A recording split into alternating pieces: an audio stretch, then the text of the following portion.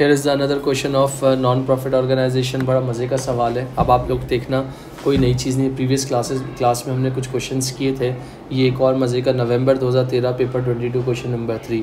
According to NPO subscription account बनाना होता है या ट्रेडिंग अकाउंट होता है या इनकम एंड एक्सपेंडिचर अकाउंट होता है या क्या कहते हैं रिसीट एंड पेमेंट अकाउंट बनाना होता है या आपके पास SOFE बनानी होती है। देख लो, रिसीट एंड पेमेंट का मतलब होता है कैश बैंक अकाउंट, क्योंकि NPO की ज़बान में हम रिसीट एंड पेमेंट कहते हैं।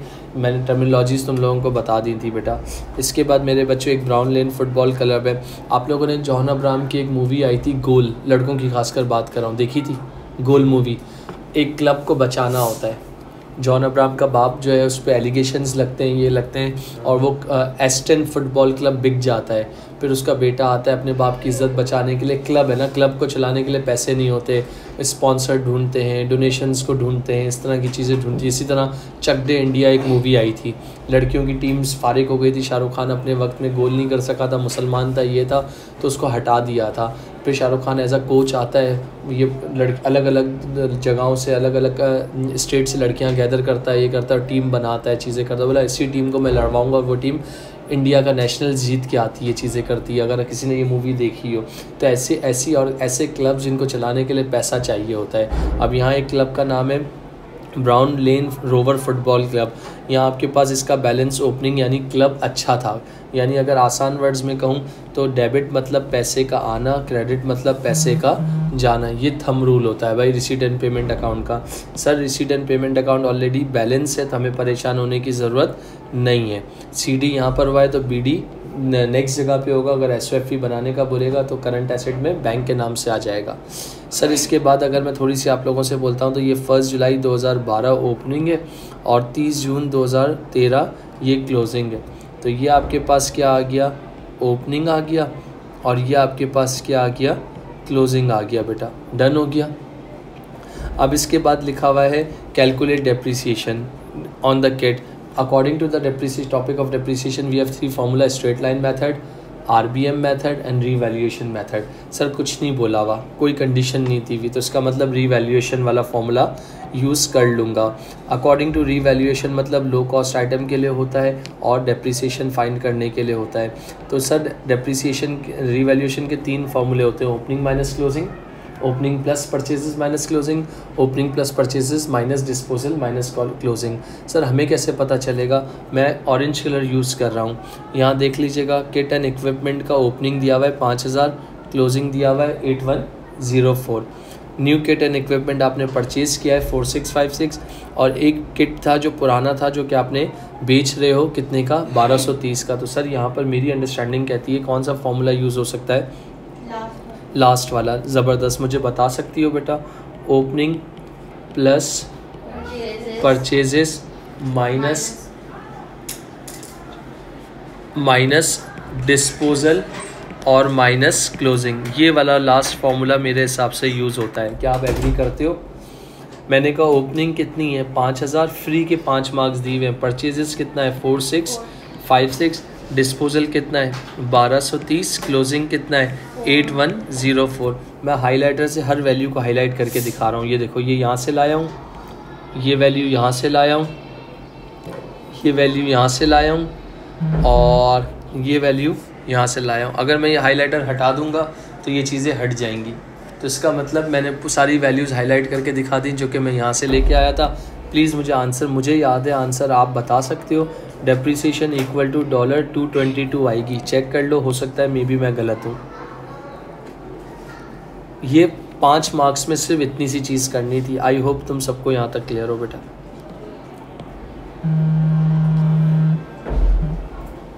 क्लियर? नेक्स्ट पार्ट में मुझे निकालने का बोला है प्रॉफिट एंड लॉस। तो प्रॉफिट एंड लॉस मतलब आपके पास न फ़ायदा या नुकसान। 322 ज़बरदस्त बेटा। मगर मुझे ये देखिएगा पार्ट बी, अगर पार्ट बी की दोस्तों बात करता हूँ तो आप लोग कह रहे हो कैसे, ये देखना। देखो भाई, थोड़ी सी वर्डिंग चेक करना, हाइलाइटर यूज़ कर रहा हूँ। किट एंड इक्विपमेंट सोल्ड बेच दिया। वर वैल्यूड, कितनी रुपए उसकी वैल्यू थी? 1230। और कब थी? 1 जुलाई 2012 में। और इसको बेचने से पैसे आपको कितने रिसीव हुए? 1000। तो इसका मतलब वैल्यू कितने की थी? 1230। और ये कब की बात कर रहा है? 2013। तो इसका मतलब थी कितने की? 1230 की। पैसे कितने रिसीव हो रहे हैं? तो इसका मतलब अगर मैं कह रहा हूँ 1230 माइनस 1008, तो मेरे हिसाब से आपका 322 का क्या आ गया? लॉस आ गया। सॉरी, कितना? यही आ रहा है जो आपके ऊपर लिखा हुआ नहीं है। यही आ रहा होगा ना जो मैंने लिखा है।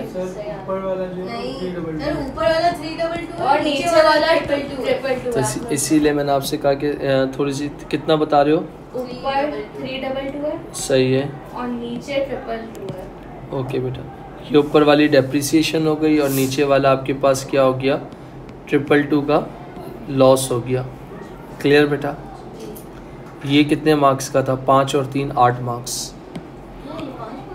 ऊपर वाला 5 मार्क का था, नीचे वाला 3 मार्क्स का था। जो मुझे लास्ट क्लास में करवाना था, आपने मुझे कहा था सर आप नेक्स्ट में करवा दीजिएगा। इसे आपने बोला दिखने में कितना अजीब लग रहा है, ये लग रहा है। खैर, प्रिपेयर सब्सक्रिप्शन अकाउंट, बैलेंस करो, नया बैलेंस नीचे लेके आओ। सब्सक्रिप्शन का एक घिसा पिटा फॉर्मेट होता है, एक नहीं हज़ार मरतबा मैं आपको बता चुका हूँ। वो कैसे? Part C. अब जिस बच्चे ने मेरी बात सुनी होगी उसके लिए वो बहुत आसान होगा। ये देख लेना भाई, सब्सक्रिप्शन मतलब क्लब के लिए एक इनकम होती है। मैं पहले इसका आपके आंखों के सामने फॉर्मेट बना देता हूँ। ये देखिएगा, एक्रूड इनकम का ओपनिंग, प्रीपेड इनकम का ओपनिंग, एक्रूड इनकम का प्रीपेड इनकम का क्लोजिंग, एक्रूड इनकम का क्लोजिंग। आप चेक कर लीजिए कौन सी साइड हैवी है। मैंने कहा यहाँ पर देख लें, ग्रीन कलर यूज़ कर रहा हूँ, सही है। सब्सक्रिप्शन इन एडवांस का कोई ओपनिंग नहीं दिया हुआ, डैश डाल दिया। क्लोजिंग कितना दिया हुआ है? 540। एरियर्स का ओपनिंग दिया हुआ है 240, क्लोजिंग नहीं दिया हुआ। बैंक वो आपको कहाँ से मिल जाएगी? 7200। और उसको हाइलाइटर यूज़ करके दिखा रहा हूँ कि 7200 में कहाँ से लाया हूँ, यहाँ से लाया हूँ। फिर उसके बाद इस सवाल में मुझे कहीं इररिकवेबल डेब्ट नहीं लिखा था। नहीं है तो आप क्यों लिख रहे हो? आपकी अंडरस्टैंडिंग के लिए। कोई सब्सक्रिप्शन रिफ़ंड भी नहीं हुई, क्यों लिख रहे हो? आपकी अंडरस्टैंडिंग के लिए। पेपर में अगर नहीं होगा तो नहीं लिखेंगे। तो मुझे क्या चाहिए था? Income and expenditure. Final value मेरी कितनी निकलेगी? 7200 में से माइनस कर दीजिए बेटा, कितना आ जाएगा? 7200, 500, 700, 780 माइनस कर दें, कितना आ जाएगा प्लीज़? सर 6420। हाँ 6420। पक्की बात है बेटा? से मुझे थोड़ा सा गड़बड़ लग रही है।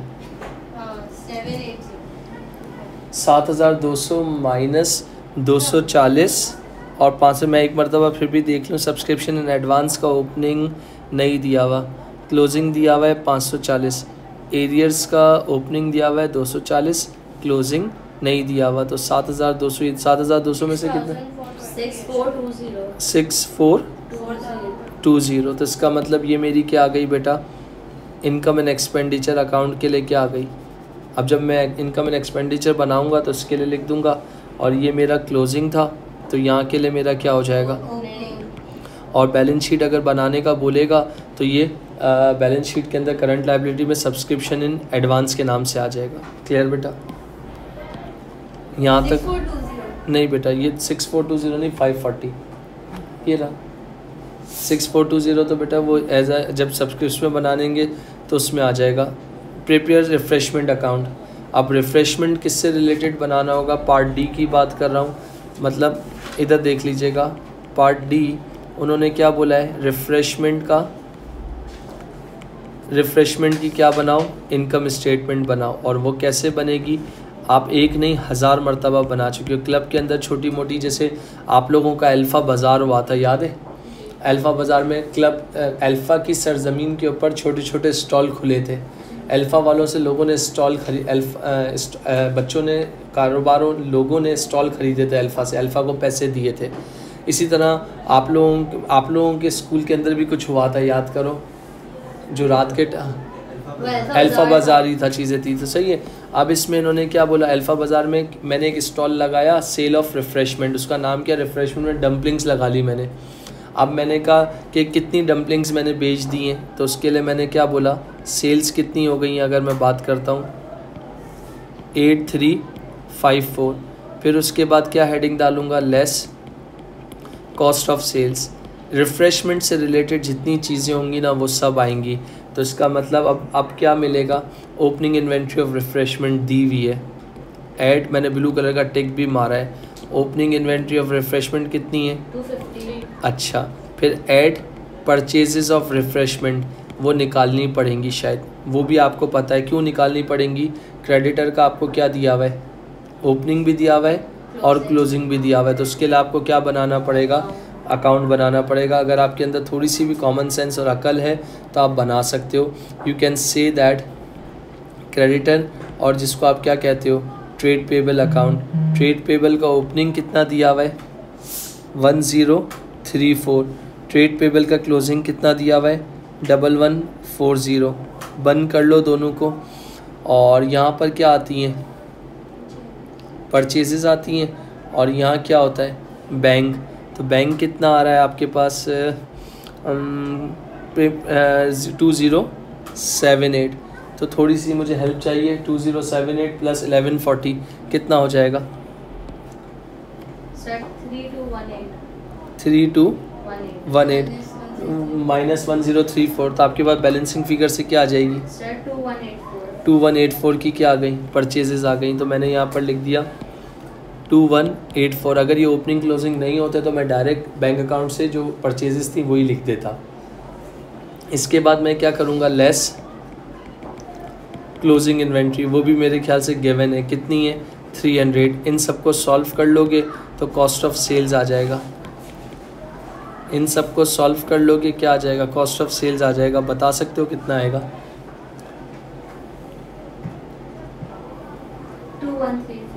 21 सेल्स में से कॉस्ट ऑफ सेल्स माइनस कर लो तो आपके पास क्या आ जाएगा, सर 6220। 6220। यार मुझे पता नहीं क्यों अजीब सा लग रहा है, देख लो। और अगर फॉर एग्जांपल सर 6220 हो ही नहीं सकता, आप दोबारा चेक कर लीजिए मुझे।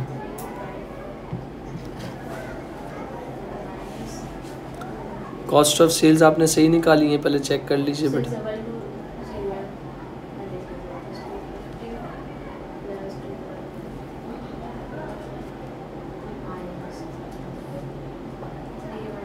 सही निकालिए। 6220 जी सर। परचेजेस को जाके चेक करें, मुझे थोड़ा सा अजीब सा लग रहा है इसलिए कह रहा हूँ।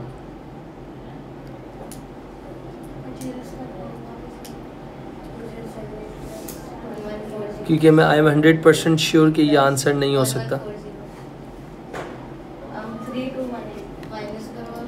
1 मिनट रुक जाए, मेरी मिस्टेक है, रुकें। सेल ऑफ रिफ्रेशमेंट कितनी है 6834, और मैंने क्या लिखी है 8354। तो यही इसी वजह से कह रहा था कि आंसर थोड़ा सा अजीब सा लग रहा है। कितना था 6834 में से उसको माइनस करें 2134 को कितना आ जाएगा,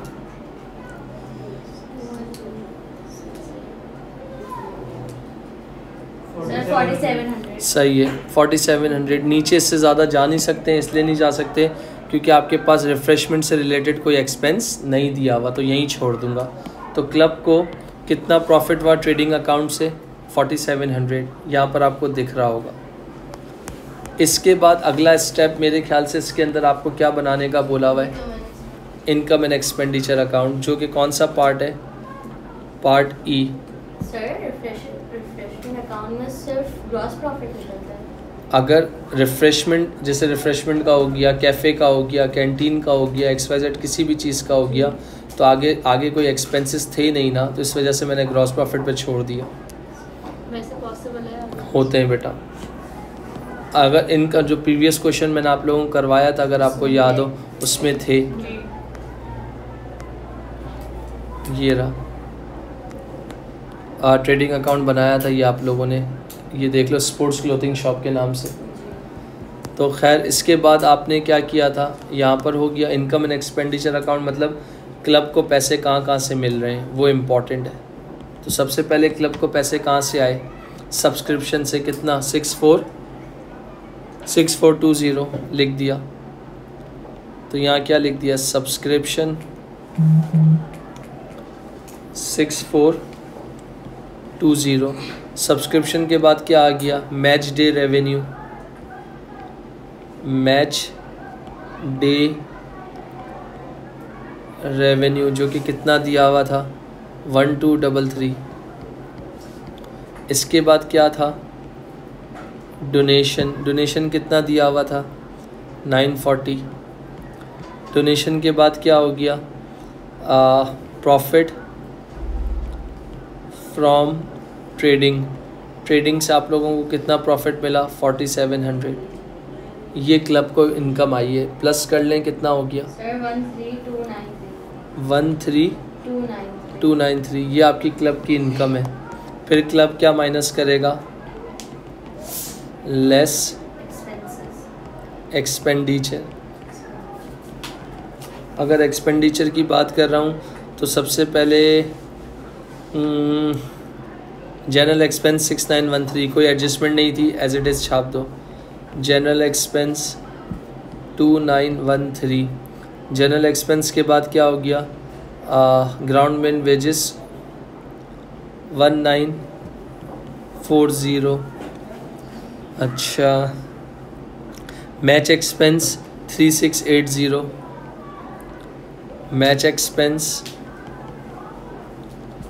3680। मैच एक्सपेंस के बाद डेप्रिसिएशन 322।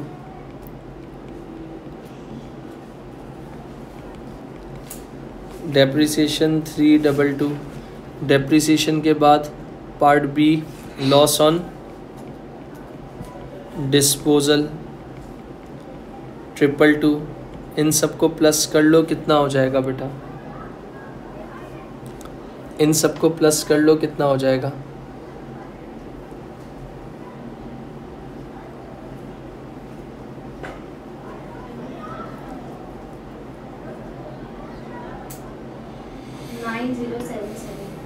गलत बता रही हो बेटा।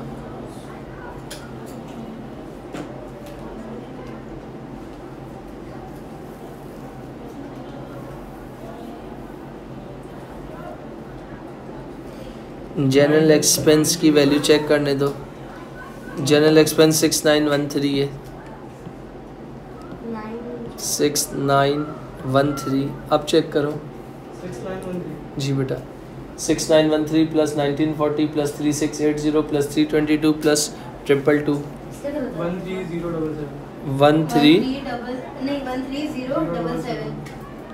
13077 माइनस कर दीजिए। ये आपके क्लब की इनकम है और ये क्लब के एक्सपेंसेस हैं। सर 216 क्या, सरप्लस या डेफिसिट? नहीं बेटा, इनकम ज़्यादा है ना, सरप्लस हो गया। आखिरी पार्ट में उन्होंने क्या बोला हुआ है, state the difference between income and expenditure account और रिसीट एंड पेमेंट अकाउंट। अगर इनकम एंड एक्सपेंडिचर की बात करते हो तो सबसे पहले कितने पॉइंट ए की बोला है, to only record item of revenue nature. यानी आप इनकम एंड एक्सपेंडिचर में क्या लिख दे दोगे, only record revenue nature item जो आपको अर्न करके दे रही है। बराबर में क्या लिख दोगे, it includes both capital and revenue items. फिर इसके बाद यहाँ पर दूसरा पॉइंट क्या लिख सकते हो, सिमिलर टू इनकम स्टेटमेंट होती है, और बराबर में क्या लिख दिया, सिमिलर टू कैश बुक। फिर इसके बाद यहाँ पर क्या होता है, इनकम एंड एक्सपेंडिचर अकाउंट में आपके पास यहाँ पर लिख सकते हो कि इट शोज़ अ सरप्लस और डेफिसिट, और बराबर में लिख सकते हो क्या, आपके पास इट में हैव ओपनिंग और क्लोजिंग बैलेंसेस ऑफ कैश और बैंक। इसके बाद यहाँ पर नीचे लिख सकते हो इनकम एंड एक्सपेंडिचर में it includes non cash items like depreciation, और बराबर में लिख सकते हो only include items involving receipt and payment of cash. तो आपके पास एक मांगा था तो आप एक दे सकते हो। तो ये लास्ट क्लास में मैं क्वेश्चन की बात कर रहा था, ये वाला एक कम्प्रिहेंसिव क्वेश्चन था एनपीओ का, तो ये हो गया।